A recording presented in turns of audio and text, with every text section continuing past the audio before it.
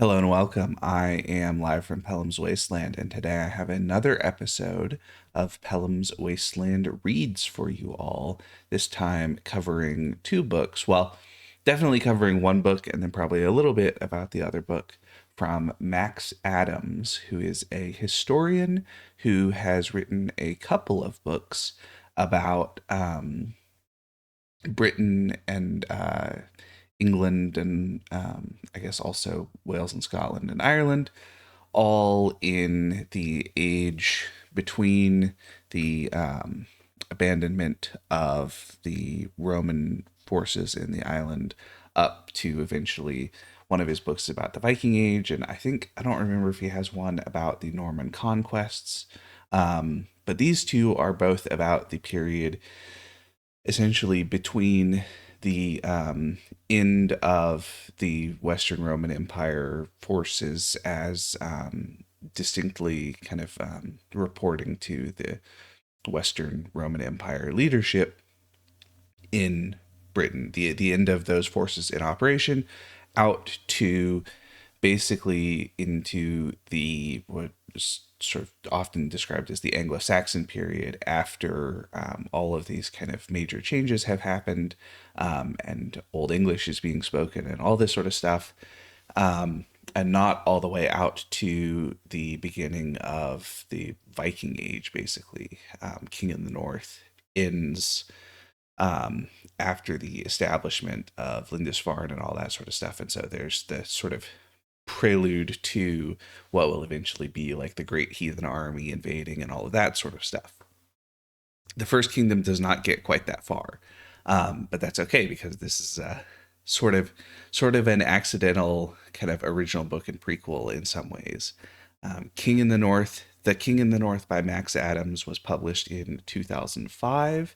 The First Kingdom, Britain in the Age of Arthur by Max Adams was published in 2021. So a number of years later, and I read The King in the North a number of years ago, and I liked it a lot.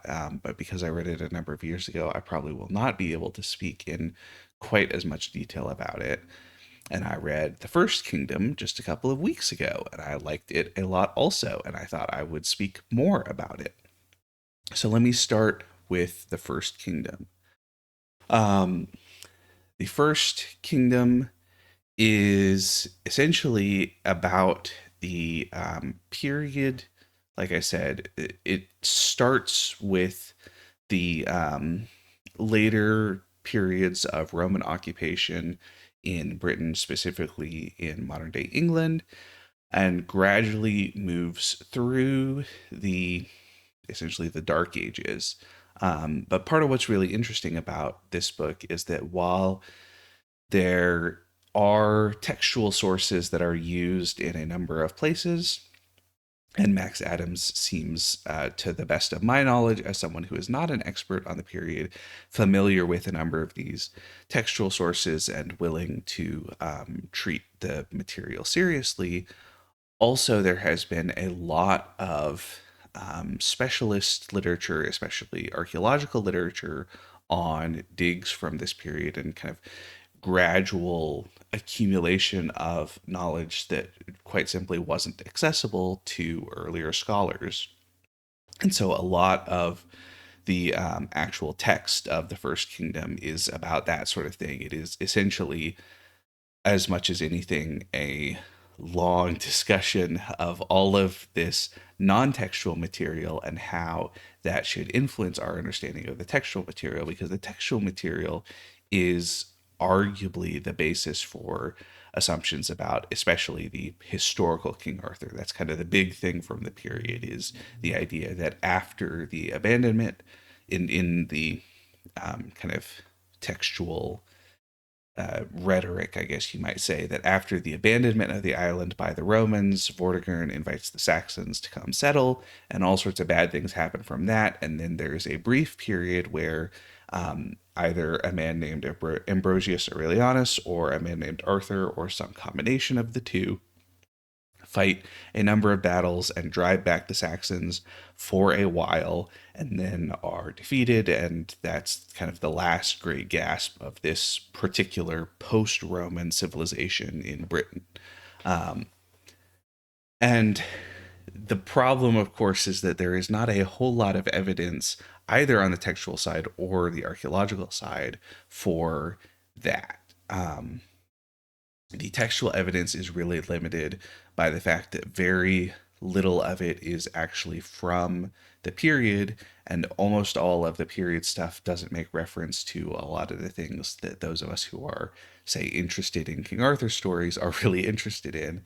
In particular, one of the biggest kind of period textual sources is from a man named Gildas, who was a Christian cleric, and he wrote a letter that is in Latin, but it translates to "On the Ruin of Britain." And he says that he was born in the year that the Battle of Badon Hill took place, where Ambrosius Aurelianus, as the kind of last great leader of the post-Roman forces, fought back against the vile Saxons that were invited by the tyrant Vortigern. And then nowadays, in his argument, all of the later post-Roman kings are real assholes and totally vile and perverted, and all of these horrible things that they've done, and you know, they're not as good as in the good old days when Ambrosius Aurelianus was running things. And unfortunately, he makes no reference at all to the name of Arthur. There are some other sources that purport to be related to material from that period. So there's the Nennius list, the famous 12 battles. Obviously, people have attempted to look at some later sources and suggest that there is material in them that comes from earlier sources. So some things that are really small, so like in E. Godolphin, there's a reference to one of the great warriors about just how great he was. But then the reference ends with, "But he was no Arthur." And so it seems like the Godolphin poet has some sense of this character of Arthur that they thought was like an easy thing to understand, which is really frustrating, of course, for modern people looking at those sources and trying to understand precisely what was going on. But like I said, a lot of the material of the First Kingdom is essentially trying to look at the archaeological research and some other really interesting kind of modern research threads in understanding this period, and to use that to create a more accurate view of the nature of this particular period. And so one of the big things that's pushed back on is this idea of the migration age, the migration of tons and tons of Anglo-Saxons, especially Anglo-Saxon men as warriors, from the continent, from basically places like modern day Netherlands and Denmark and northern Germany. And that instead, more likely, it seems like there was a kind of warrior elite that got brought in and brought a number of kind of cultural things with them, but probably not an immense like genetic replacement or anything like that. And that in particular, there's some really interesting details that have come out with the use of some pretty sophisticated technology. So one of the interesting things that it's talked about is using carbon isotope analysis in the enamel of bodies that are found in graves from the period, and that they can tell basically where the food that this person ate when they were growing up and were a baby and a child, where it came from, right? The carbon in the food that they ate, where exactly in the world was the you know, the wheat grown, and where were the animals eating grass and all that sort of stuff. And that in fact almost all of these bodies are local, even the bodies with military grave goods, the bodies of what seem to be either warrior aristocrats or kind of freedmen who were prepared to take part in some type of armed levy. that there are very few of these bodies that seem to come from other places, that almost all of these graves are from people who grew up in the regions where they were buried, and that obviously that suggests a different concept than this kind of like continual waves of migration. That perhaps if one wave of migration came in and then the settlers settled, that would make more sense compared to this idea of kind of continual waves of resupplying the Saxons in England. And there's some other really interesting things that have details that are talked about in here. There's a discussion of what is a kind of continual question of basically why did Anglo-Saxon English become English? Basically, why didn't the people of the modern day region of England end up speaking something more like the things that the Franks spoke? Because the Franks in France were also a barbarian tribe from outside the empire that took over this territory that was run by a kind of Latin speaking aristocracy and had this large Latin speaking population. And then they end up speaking French, which is a Romance language that is basically kind of a bastardization of the Latin that was being spoken. And so the question is, well, why did the English end up speaking English and not, essentially bastardized Latin with a Germanic accent? And one of the really interesting things that is talked about is a piece of research that was done that is essentially making the case that while modern English doesn't owe anything in its phonetic, or while Old English that eventually leads into modern English, while Old English doesn't have anything in its phonetic changes that relates to the modern branches of the Celtic languages, that there was a different lowland Celtic language, essentially a version of Brythonic leading into medieval Welsh and then modern Welsh, a different branch of that language that is what was spoken by the Celtic peoples in basically the territory of modern day England in the south, as opposed to the Brythonic that was spoken by the Celtic peoples in places like Wales or in the north.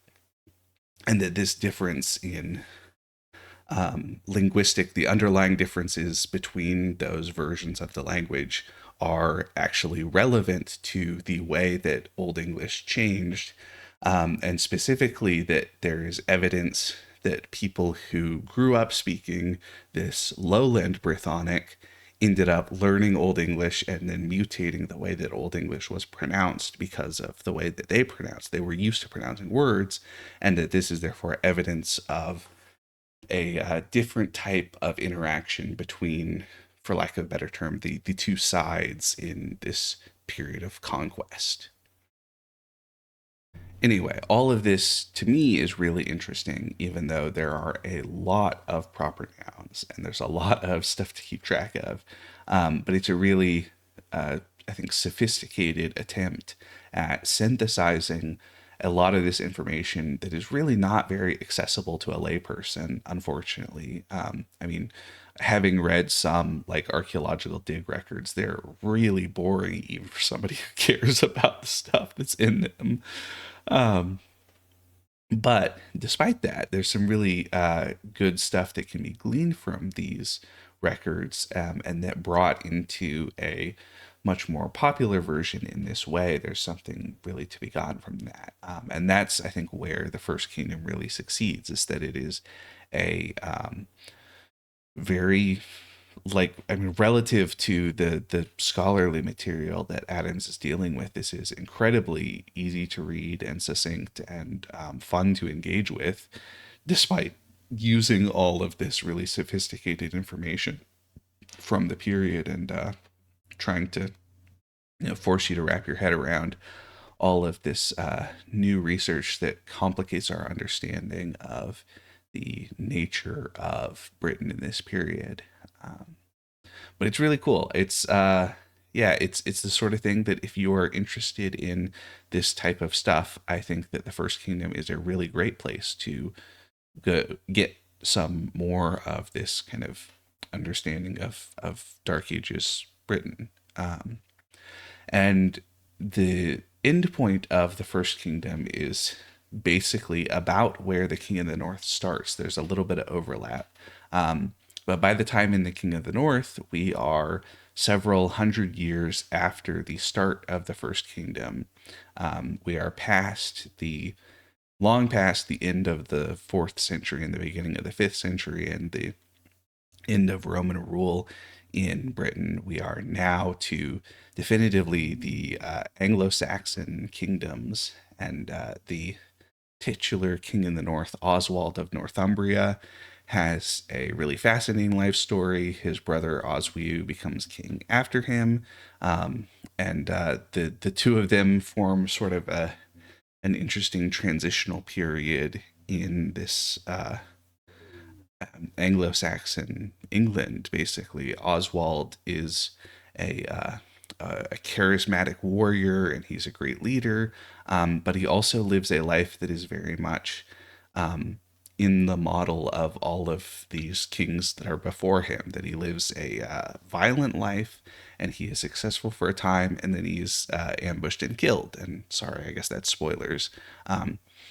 His brother Oswiu, his younger brother, who is not nearly as much of a great warrior, arguably, at least in terms of like personal ability on the battlefield, it seems like, who is seemingly charismatic, but much more of a kind of scholarly and careful figure, compared to this idea of the warrior king, but who lives a long life because of that and ends up being the first of his dynasty to die in his bed instead of on a battlefield as king, which is pretty interesting. And it's a really interesting discussion of this transformation, and particularly the eventual um, connections between the local British church and the greater Roman Catholic Church, is a major part of the story, especially later on, as Oswiu ends up becoming involved in that. And a lot of it comes from the Venerable Bede, and one of the great scholarly lights of the Anglo-Saxon world. But it's also really fascinating and interesting. I would say a fair bit less archaeology, although there's definitely still archaeology in the King of the North. Um, but because there is better textual detail for a lot of this, especially from Bede's history of the ecclesiastical history of the English people, um, there is not quite so much discussion of like, well, here's a specific archaeological site and here's what they found and here's what that tells us. There's a lot more of the kind of classic narrative history of here's all these interesting things that happened to all these interesting people. Um, anyway, so both of them, I think, really fun and interesting and totally worth checking out. I would say very, very readable popular history, a great, a classic of the um, real heights of popular history in the sense of being able to synthesize all of this academic information that has not really filtered into the popular consciousness very well and transform that into something that is readable without very much background on the material, but with an interest in the material. And that's really cool. I like these books a lot. And I think you should read them. So, yeah, the King in the North and The First Kingdom, both by Max Adams. Although I will say, I posted on Discord that I don't think you should be allowed to put something about the Age of Arthur in your book unless you're going to spend more time talking about Arthur. But that's just me being disappointed because I think it would be interesting to hear what Max Adams specifically thinks about historical King Arthur. And there's not a whole lot of that in The First Kingdom, although there is a lot of really good information about what the polities of that period would have looked like. So anyway, but yeah, both totally worth checking out if you are interested in Dark Ages Britain material. Anyway, thank you so much for watching or listening. Hope you enjoyed. If you have read either of these books or anything else that is, I suppose, relevant to these, or if you have something that you want me to check out, feel free to leave a comment down below. Otherwise, I've been live from Pelham's Wasteland, and I will see you next time. Take care, everybody.